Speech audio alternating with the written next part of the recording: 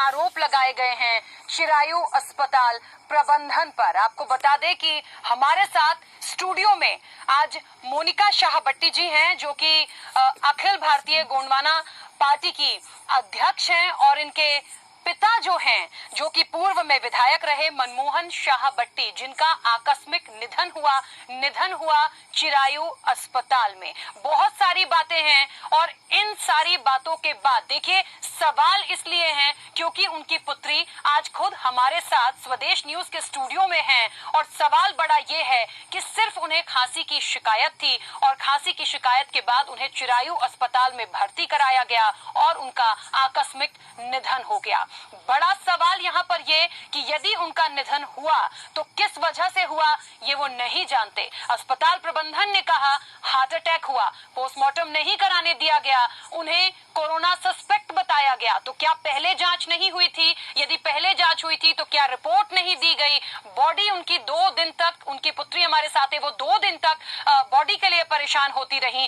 कहीं न कहीं ये बहुत बड़े सवाल हैं, क्योंकि मनमोहन शाह भट्टी एक छोटी शख्सियत नहीं, वो कहीं न कहीं आदिवासी एक बड़ा वोट बैंक होता है, उसका नेतृत्व करते थे, पूर्व में विधायक रहे, और देखिए इलेक्शन नजदीक हैं, तो ऐसे में उनका इस तरीके से चला जाना और उनकी बेटी का कई सवाल उठाना बहुत बड़ी बात है। चिरायु अस्पताल प्रबंधन पर बहुत बड़े गंभीर आरोप उन्होंने खुद भी लगाए हैं, और तस्वीरें भी हम आपको लगातार दिखा रहे हैं। आप देख सकते हैं कि आखिरकार क्या कुछ हुआ है। पूरी व्यथा उन्होंने स्वदेश न्यूज तक पहुंचाई है। हमारे साथ हैं मोनिका शाह भट्टी। मोनिका जी, सबसे पहले तो बहुत स्वागत स्वदेश न्यूज से जुड़ने के लिए।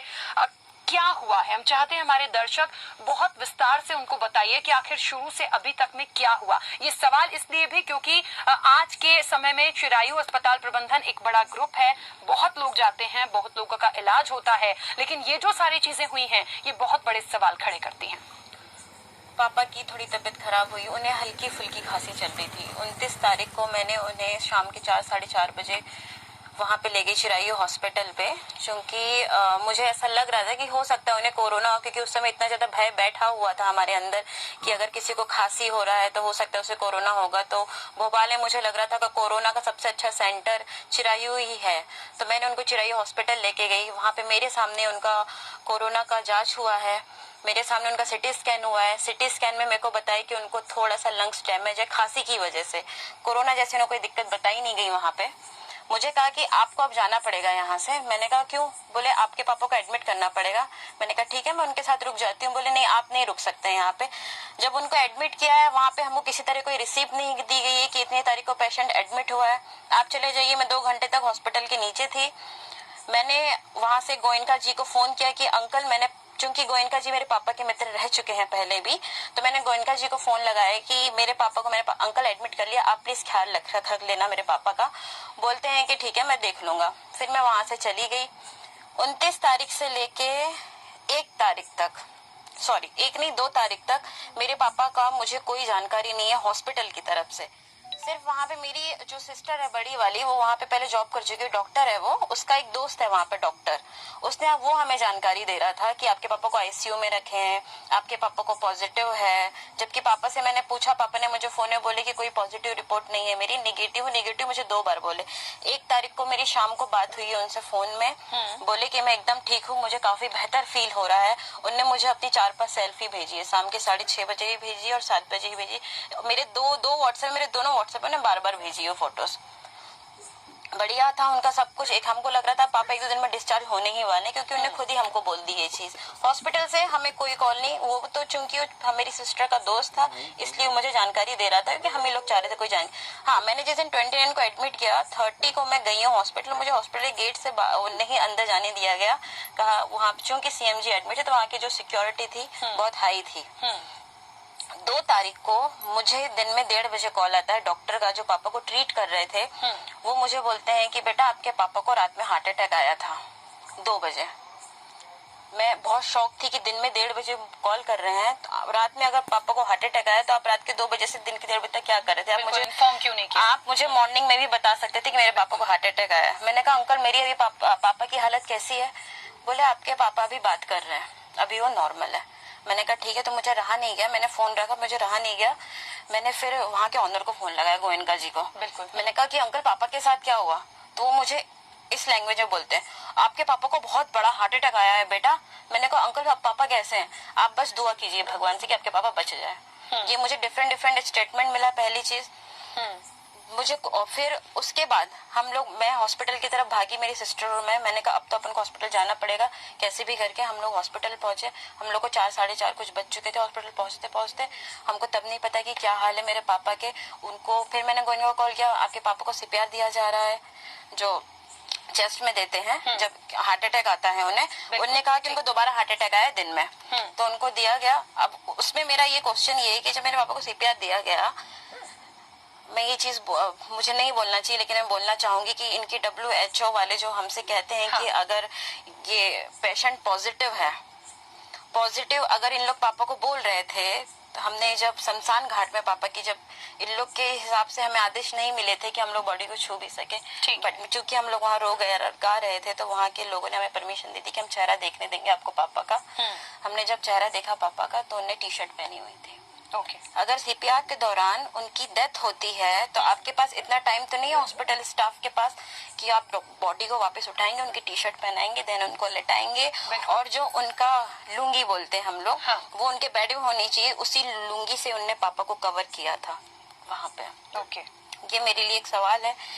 दूसरी चीज उन्होंने कहा कि आपके पापा को इन सारी बातों के बीच में अब बड़ा सवाल ये होता है कि कहीं ना कहीं अस्पताल प्रबंधन ने की लापरवाही कह लीजिए या जो भी चीजें हुई हैं वो संदिग्ध लग रही हैं शुरू से अभी तक, ऐसा आपको भी लगा है? इसको लेके प्रबंधन के खिलाफ कंप्लेन की? जी हाँ, मैं एफआईआर कराने गई थी।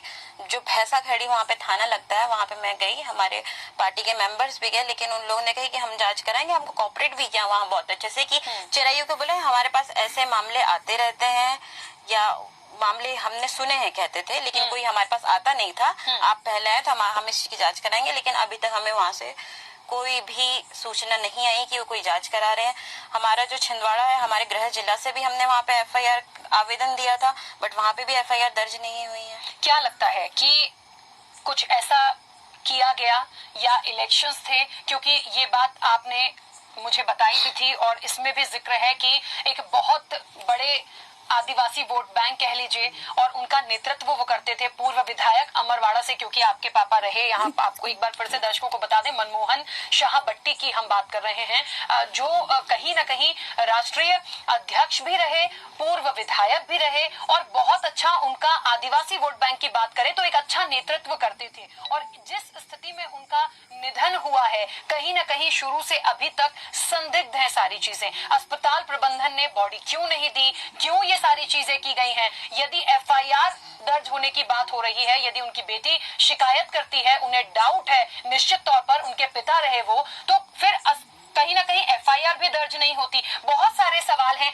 क्या लगता है, कोई साजिश माना जाए या वाकई में कुछ किया गया है? बिल्कुल साजिश है, क्योंकि मैंने ज्ञापन भी दिए, हमने अलग अलग जगह से ज्ञापन दिए सीबीआई के, मेरे पिताजी को लेके, मुख्यमंत्री जी को लिखे, हमने कमलनाथ जी को लिखे हैं, हमने आनंदीबेन जी को लिखे, हमने सभी जहां जहां हम लोग कर सकते थे हमने सभी जगह अपने ज्ञापन दिए कि बस मेरे पिताजी का आप सीबीआई जांच करा दीजिए।